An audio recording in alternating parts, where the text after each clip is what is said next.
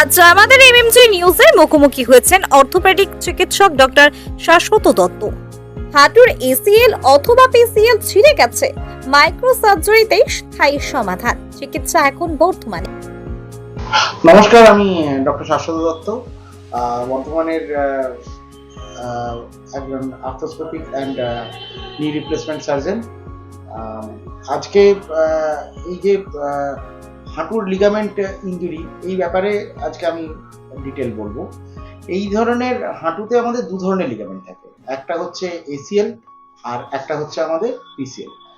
ACL এবং PCL এই দুটো লিগামেন্টকে যদি আমরা এই মডেলটা দিয়ে বোঝাই, তাহলে দেখা যাবে যে এটা হচ্ছে আমার এসিএল লিগামেন্টটা, আর এইটা হচ্ছে পিছনের দিকে থাকে পিসিএল লিগামেন্ট। এছাড়াও থাকে এটা হচ্ছে আপনার মিডিয়াল কোলেটারাল লিগামেন্ট, এটা হচ্ছে আপনার ল্যাটারাল কোলেটারাল লিগামেন্ট, আর থাকে আমাদের meniscus, lateral and medial meniscus, এটা আমার হাঁটুর কুশন হিসেবে কাজ করে।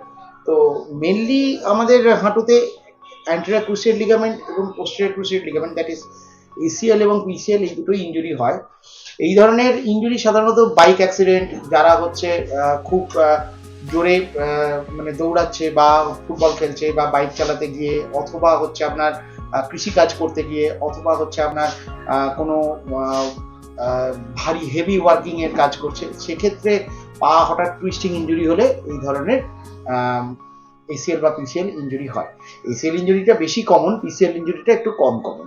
এই ধরনের ইনজুরি হলে সাধারণত আমাদের যে চিকিৎসাগুলো রয়েছে সেটা হচ্ছে রেস্ট, কোল্ড কম্প্রেশন, মানে বরফ লাগানো, রেস্ট নেওয়া, একটা এমআরআই করানো। এমআরআই করালে যদি আমরা দেখতে পাই যে এর ভিতরে হাঁটুতে ইনজুরি হয়েছে, দ্যাট ইজ এসিএল বা পিসিএল বা মেনিসকাস বা হচ্ছে আপনার লিগামেন্ট, কোলাটারাল বা লিগামেন্টগুলো ইনজুরি হয়েছে, সেক্ষেত্রে হচ্ছে আমরা হচ্ছে দু রকমের হয়। যদি সেগুলো না ছিঁড়ে গিয়ে শুধুমাত্র স্প্রেন হয়, তাহলে সেক্ষেত্রে আমরা কনজারভেটিভ অপারেশন করতে পারি, কনজারভেটিভ করতে পারি, কিন্তু বেশিরভাগ ক্ষেত্রে এগুলো অপারেশন করতে হয়। আর বর্ধমানে এখন আমি এগুলো মাইক্রো সার্জারি প্রসেসের মাধ্যমে অপারেশন করছি, যেখানে দুটো মাত্র ফুটো, এখানে এখানে একটা ফুটো করতে হয়, এখানে একটা ফুটো করতে হয়, করে আমরা স্কোপ ঢোকাই, ঢুকিয়ে হাঁটুর ভেতরটাকে রিপেয়ার করি। এটা একটা খুব আধুনিক প্রসেস, বর্ধমানে এখন হচ্ছে, আগে কলকাতার বাইরে কোথাওই হতো না। তো আমি যেহেতু বর্ধমানের ভূমিপুত্র, তো আমি বর্ধমান শহরে এটা ইন্ট্রোডিউস করেছি, এবং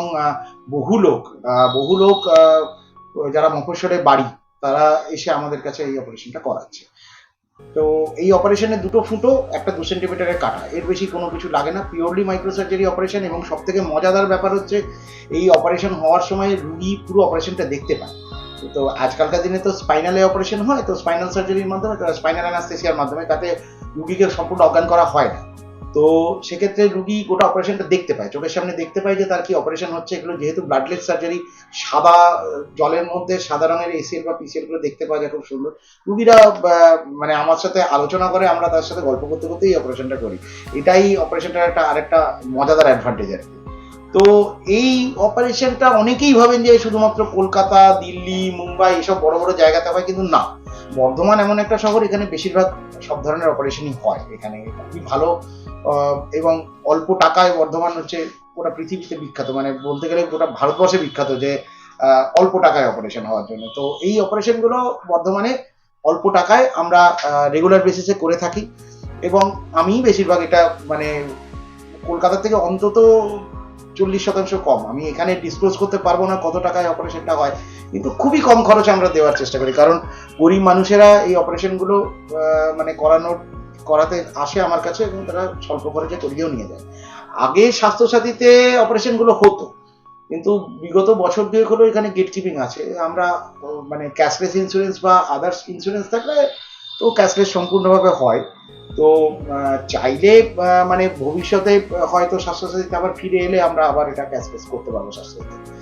এ ছাড়াও হচ্ছে এই অপারেশনগুলোর সুবিধাটা হচ্ছে অপারেশনের পরের দিন থেকে হাঁটানো যায়, মানে এখানে কাটাছাড়া যেহেতু বেশি নেই, তো হাঁটা খুব ইজি। মানে অপারেশন করাবেন, হাঁটবেন, তা একটা দিন থাকবেন, তারপরের দিন আপনি বাড়ি চলে যাবেন। আমার চেম্বার মূলত বর্ধমানে 7 দিনই আমি থাকি। আমি বর্ধমানেরই ছেলে, আমি 7 দিনই বর্ধমানে থাকি। আমি হচ্ছে আপনার দি আরোগ্য, রসিকপুর মোড়, সিটু রেস্টুরেন্টের উল্টো দিকে মানে সিটি রেস্টুরেন্টের পাশেই এখানে আমার চেম্বার, সকালের দিকে মোটামুটি 12টা থেকে। এছাড়াও হচ্ছে আপনার লাইফ গার্ড হসপিটাল, যেটা ব্যাংক অফ ইন্ডিয়ার পাশে নবাবহাটে, ওখানে আমার চেম্বার হচ্ছে আপনার সকাল 10টা থেকে। এছাড়াও বিবেকানন্দ হসপিটালে বাই অ্যাপয়েন্টমেন্ট আমি থাকি। আর কলকাতার হচ্ছে আপনার আরবি ডায়াগনস্টিক লেক টাউনে, এখানেও আমাকে পাবেন রবিবার দিন করে। আপনাদের সাথে কথা বলে অত্যন্ত ভালো লাগলো, ধন্যবাদ। পরে আবার দেখা হবে। আপনার নাম? আমার নাম ডক্টর শাশ্বত দত্ত এবং আমি বর্ধমানেরই ছেলে।